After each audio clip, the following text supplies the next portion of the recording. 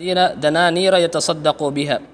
فوضعها عند رجل في المسجد فجئت فأخذتها فأتيت بها فقال والله ما إياك أردت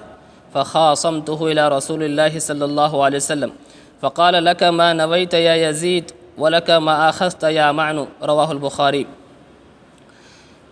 معن ابن یزید ابن اخنس رضی اللہ عنہم جمیعاً کہتے ہیں کہ میرے والد یعنی یزید نے کچھ دینار صدقے میں نکالے اور مسجد میں انہوں نے ان پیسوں کو ایک آدمی کے پاس رکھ دیا،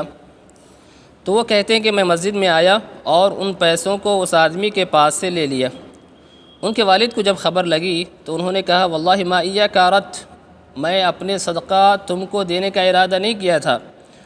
تو راوی کہتے ہیں کہ میں نے اپنے والد سے بحث و مباحثہ کرتے ہوئے میں ان کو اللہ کے رسول صلی اللہ علیہ وسلم کے پاس لے گیا،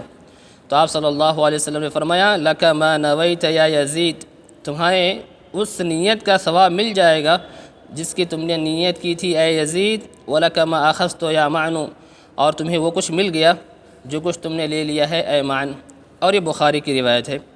اس روایت میں بھی آپ غور کریں تو اللہ کے نبی صلی اللہ علیہ وسلم نے فرمایا لک ما نویت یا یزید،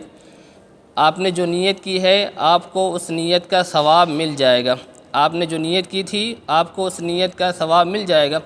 کیونکہ روایت سے یہ بات واضح ہے کہ انہوں نے کچھ دینار اللہ کی راہ میں صدقہ کرنے کے لیے نکالا، چاہے یہ واجبی صدقہ ہو چاہے یہ نفلی صدقہ ہو، یعنی زکوٰۃ کا پیسہ رہا ہو یا نفلی صدقہ رہا ہو، اور انہوں نے اس پیسے کو کسی آدمی کے یہاں رکھ دیا اور لا علمی میں بیٹے نے باپ کا نکالا ہوا صدقہ لے لیا۔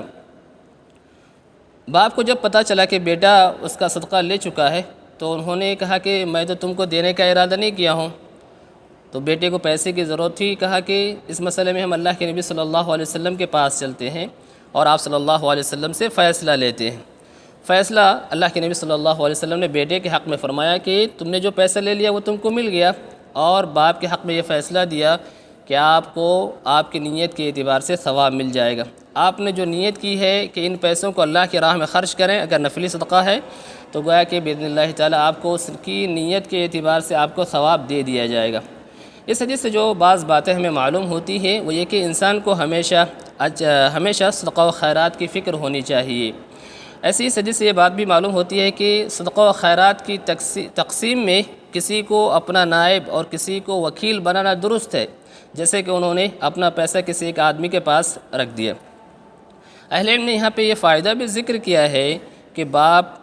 اپنے بیٹے کو بسا اوقات اگر واجبی زکوٰۃ کا معنی ہے، صدقے کا اگر معنی واجبی زکوٰۃ کا ہے تو اس سے اہل علم نے یہ فائدہ اخذ کیا ہے کہ اگر باپ پہ جو خرچ کرنے کی ذمہ داری ہے اس خرچ کرنے کی ذمہ داری کو ساقط نہ کرے تو باپ کے لیے جائز ہے کہ وہ اپنے بیٹے کو اپنے زکوٰۃ کا مال دے دے۔ ایسی ہی نیت کی اہمیت معلوم ہوتی ہے جیسے کہ واضح ہے، اور اس حدیث سے ایک اہم فائدہ یہ معلوم ہوتا ہے کہ باپ بیٹے میں اگر علمی مسائل میں بحث ہو تو یہ گویا کہ بے ادبی نہیں ہے،